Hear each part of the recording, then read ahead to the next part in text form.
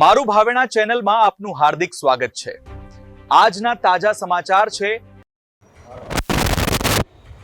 આજે મળેલી સ્ટેન્ડિંગ કમિટીની બેઠકની અંદર અંદાજિત 14 મુદ્દાઓ હતા।